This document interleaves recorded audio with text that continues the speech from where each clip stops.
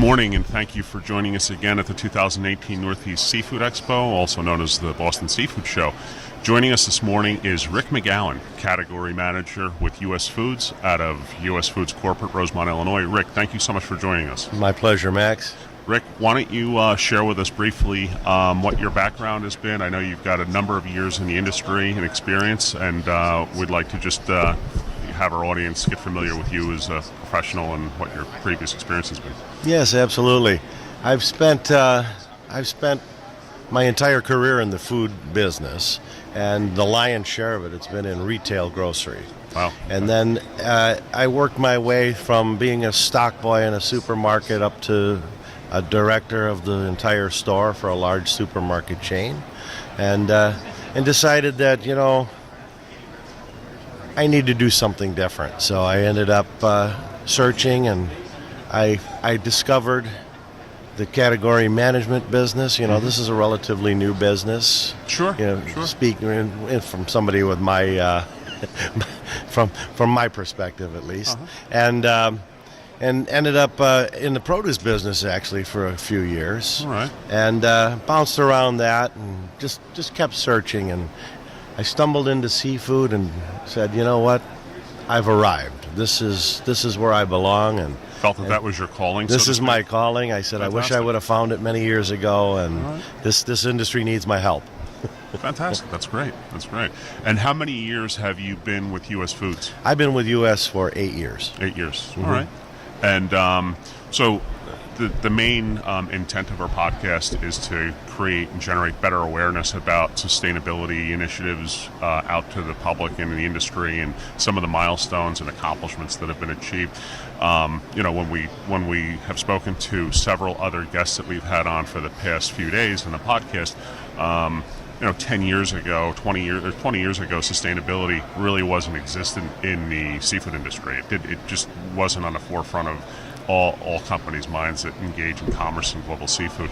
And today, or the past 10 years to today, that's changed exponentially. If you wouldn't mind, share with us a little bit about your experience of what you've realized from sustainability from, let's say, 20 years back to today, and how that's kind of evolved and changed. Sure thing. Yeah. So from that retail perspective that I had 20 years ago, as you stated, it was non-existent.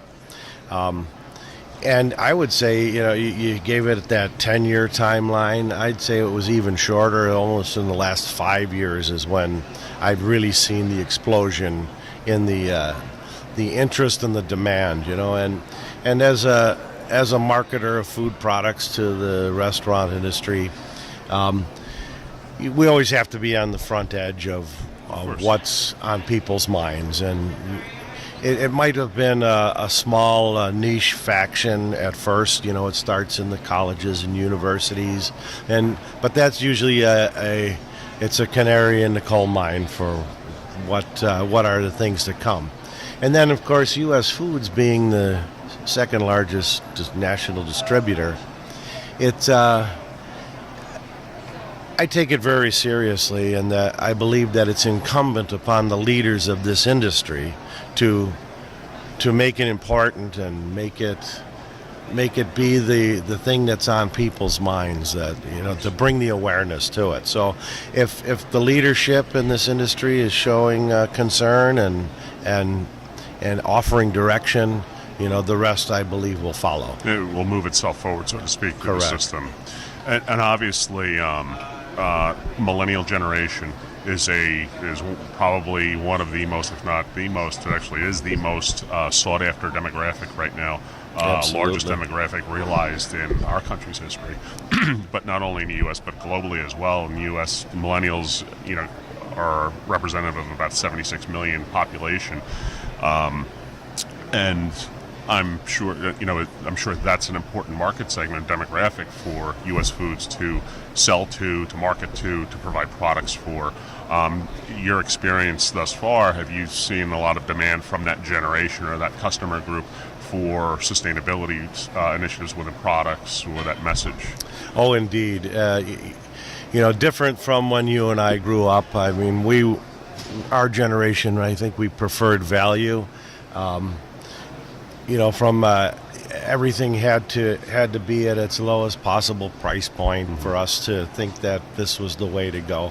But the new generation, these millennials, they just believe that they're willing to pay for the things that they believe in and that they want to see happening. And stewardship of the planet is one of the greatest things that I believe they bring. And we recognize that, and we're trying to cater to that as well. Sure, absolutely. Within your own branding initiatives, outbound for products, so you are marketing directly towards that generation and pushing that responsible and sustainability message forward, and Precisely. ensuring that everything's all the boxes are checked within those requirements for those products. Indeed, yeah. We've been working very hard for the last couple of years to develop a public policy as a large corporation. So it's something that we don't take lightly. But behind the scenes, we've been working very diligently, and one of the tactics that we've employed is we've gone ahead and partnered with a few of the third-party certification bodies. Sure. That'll be the first step in the journey, in my opinion. And as we partner with them and live by their principles, then I believe that the next step will be just to incorporate that into our brands, and our brands will stand synonymously with what these third-party certification bodies do. Sure. So I think it's a journey. It's not something that we're just going to throw out there and say here's our policy. I mean, that would be easy to do, but that's Right. not the right thing to do. Of course. I mean, I've spent many years in food service and retail sales and marketing, and there's always customers that are only buying price, and there's always customers that are willing to pay more when they see the value and the due diligence of a product and the benefits and features, etc. Are you finding that price-only customer is kind of eroding away with the sustainability, responsibility initiatives and message that's out there in many products today? Well, that's our hope. Okay. Now, I don't know if the early data is actually supporting that. I mean, value-conscious customers, they still drive this business Sure. quite significantly. But the ones that do concern themselves with sustainability, traceability, all the new buzzwords that are going to protect us for the future, there will be a trickle-down effect. I have no doubt about that. Sure. I think we see it now in retail. And food service maybe just, in general, maybe just catching up a little bit. Yes, that's been my opinion. Having been on both sides of the fence, Sure. it seems that food service needs to catch up. Absolutely understood. What's, in your opinion? I mean, you've got a fantastic background, extremely knowledgeable. Known each other for quite a long time. Always enjoy speaking to you.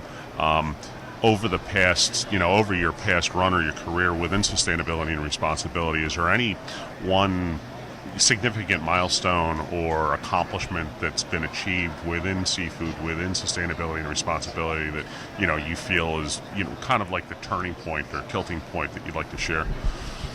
Yeah, I think that a turning point is that it's not just the conversation has been started, and you can talk about it, and I think the general seafood industry is beginning to accept this, that it's not going away. Sure.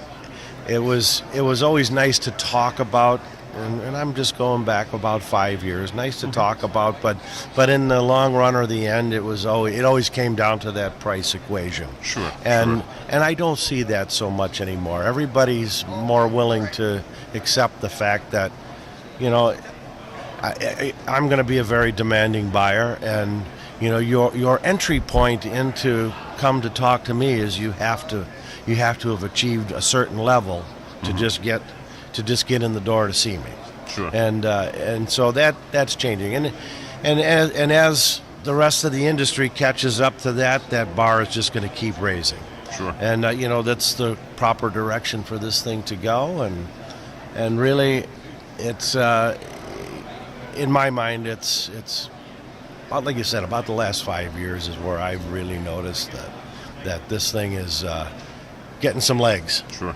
Have you had? I mean, so U.S. Foods has a considerable sustainability effort, responsible best practices effort within many of your food products, all your food products.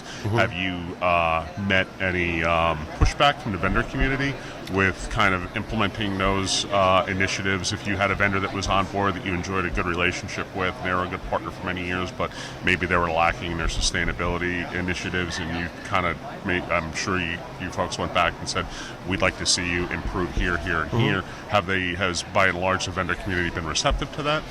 I think they have. It's, at least the way I like to go to market and conduct business. I want to partner with my vendors, and Sure. and I will guide them to my beliefs, and by and large, a lot of smart people out there. They understand that this thing is here to stay, and I think a knee-jerk reaction is always that they're going to try to bring cost into the equation, where say, well, we can get you these things, but it's going to cost you, and Sure. and really, this shouldn't cost anybody to do anything. This is the right thing to do, Of course. and somebody shouldn't have a leg up position by doing it, because we want everybody to do the right things. Absolutely. There's a vested interest too. More organizations today are adopting a 3BL or triple bottom line approach to their business, where everything's encompassed, as is U.S. Foods, encompassing economic, social, and environmental impacts of everything you do, and it's just really great to see that coming to fruition and coming to the forefront, because history proves that it adds to a better bottom line, in general, to the balance sheet of all Yes. companies, and moving that forward. Based on what you've seen over your career, what you've experienced, is there anything that you would like to see happen, let's say in the next 5 to 10 years, within seafood, within sustainability, within traceability?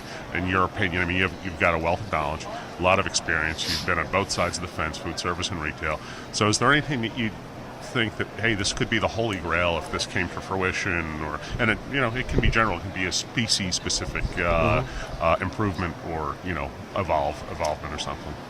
Well, I see a lot of good work being done out there, and I'm going to go back to my statement about the entry point into doing business with some of the larger players is that you're going to have to maintain a minimum, and that minimum is going to keep the bar is going to keep being raised.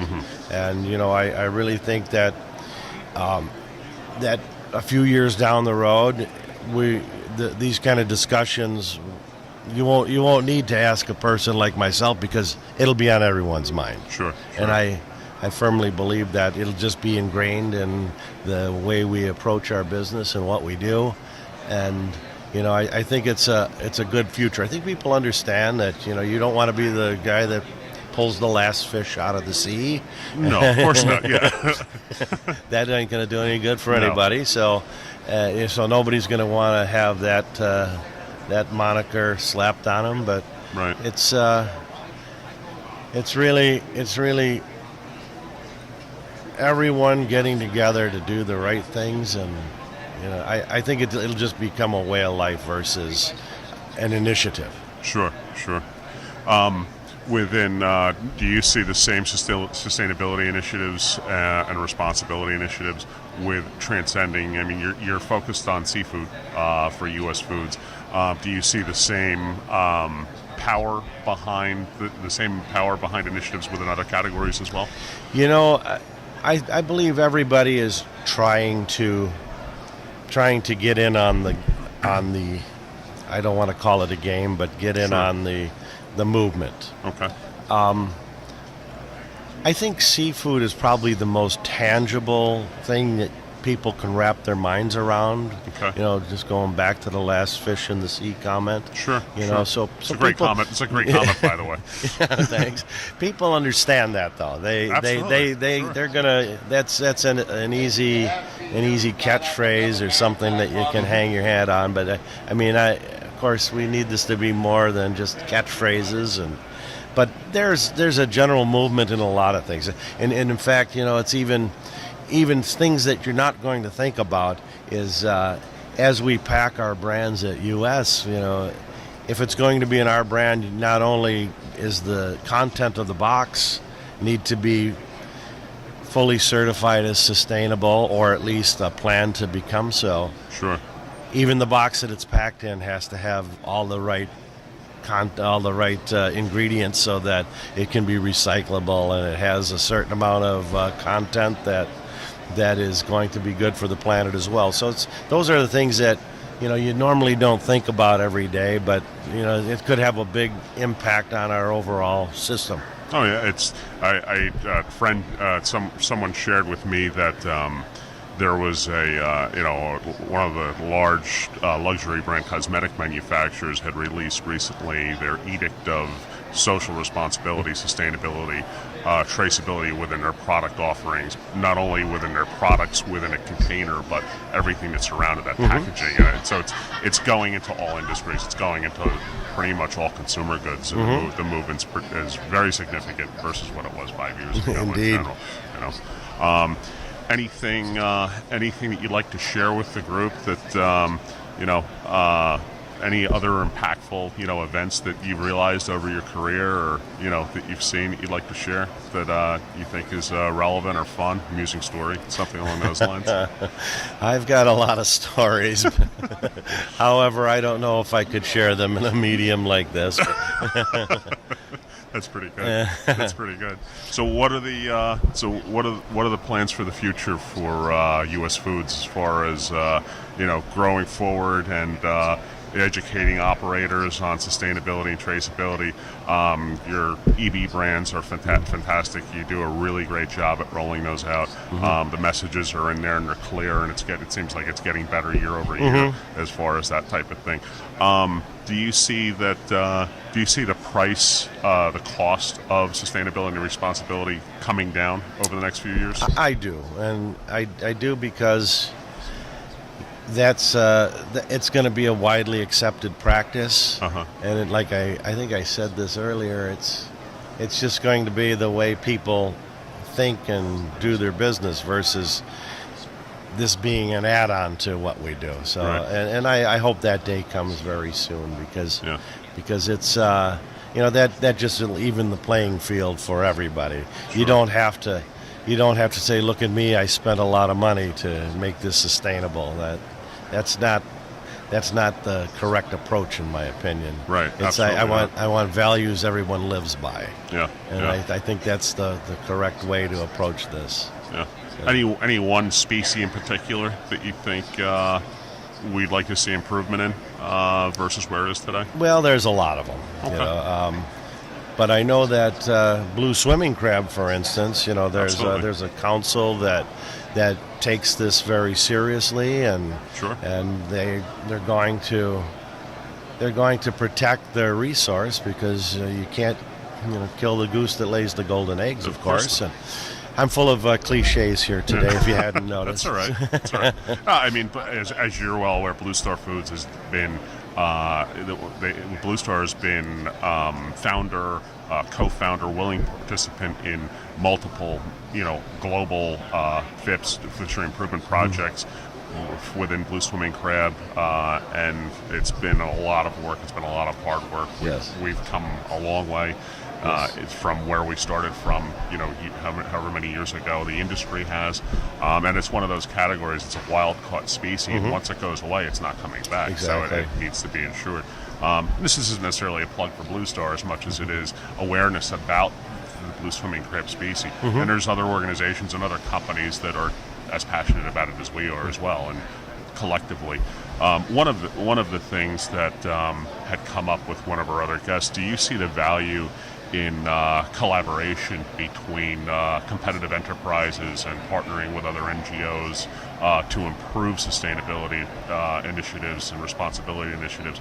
Do you think that with collaboration, that can help move it forward faster? Oh, absolutely. I think that collaboration is going to be the key to moving this thing forward. It's partnerships in these kind of endeavors are collectively we can always, I believe, get a lot more accomplished than going about it in a silo or by yourself. Because, frankly, I think I'm a pretty smart guy, but I don't think of everything all the time. So collaboration is the key.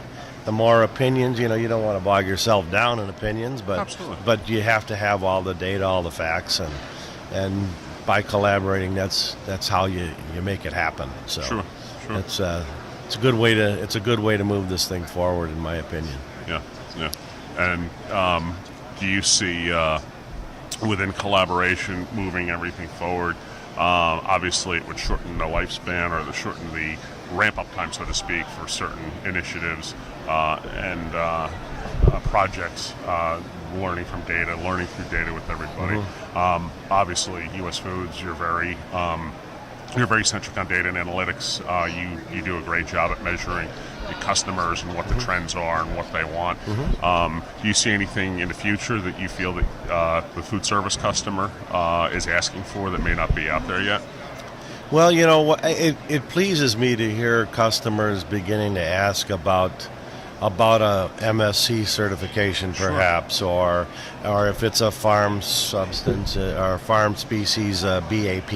Sure. It's very encouraging to hear that there's this awareness is building out there, or if it's not certified, is it in a FIP?